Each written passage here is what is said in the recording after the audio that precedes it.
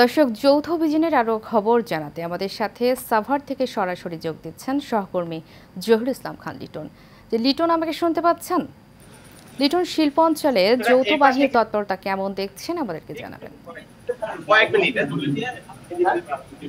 উর্মি, আপনি জানেন যে চলছে সারা বাংলাদেশের মতো সাভারেও কিন্তু চলছে যৌথ বাহিনীর অভিযান। আমি এই মুহূর্তে রয়েছি সাভারে শিল্প অঞ্চল যে সাভার রয়েছে সেই সাভারের আশুলিয়া এলাকায় রয়েছি। আমি এখান থেকে দেখাতে চাচ্ছি যে আমাদের দেশে কিন্তু এখন কিন্তু যে সেনাবাহিনী অভিযান চলছে। এখন যে টিমটি মেজর আরিফের নেতৃত্বে একটি টিম ছিল, এই টিমটি কিন্তু আমরা সকাল থেকে দেখেছি যে সকাল থেকে আমি এই টিমটির পিছনেই ছিলাম যে তারা শান্তিপূর্ণ পরিবেশ বজায় রাখার জন্য কিন্তু তারা কিন্তু সর্বদা প্রতিটি জায়গায় জায়গায় তারা অবস্থান নিচ্ছে এবং প্রত্যেকটা ফ্যাক্টরি গেটে তারা গিয়ে অবস্থান নিয়েছে। পাশাপাশি সড়কগুলো কিন্তু প্রতিটি মহাসড়ক থেকে শুরু করে শাখা সড়ক সব জায়গায় কিন্তু সেনাবাহিনীর যে যৌথ বাহিনী রয়েছে সেই যৌথ বাহিনীর মহড়া আমরা দেখেছি এবং কোথাও যাতে কোনো রকম অপ্রীতিকর ঘটনা না ঘটে সেই জন্য তারা যেখানে কিছু লোকের জটলা দেখতেছেন সেখানে কিন্তু তাদের মাইকিং করে তাদেরকে ঘরে ফিরে যাওয়ার জন্য কিন্তু তারা অনুরোধ করছে এবং যে যৌথ বাহিনীর যে অস্ত্র উদ্ধারের যে অভিযানটি রয়েছে সেই অভিযানটি কিন্তু এখনো কিন্তু সাভারে শুরু হয়নি। এই বিষয়টি নিয়ে আমি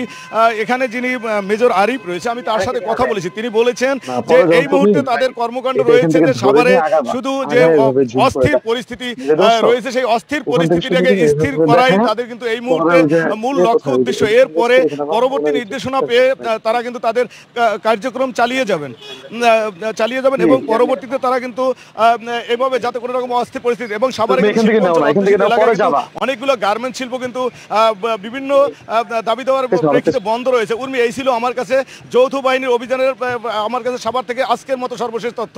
উর্মি।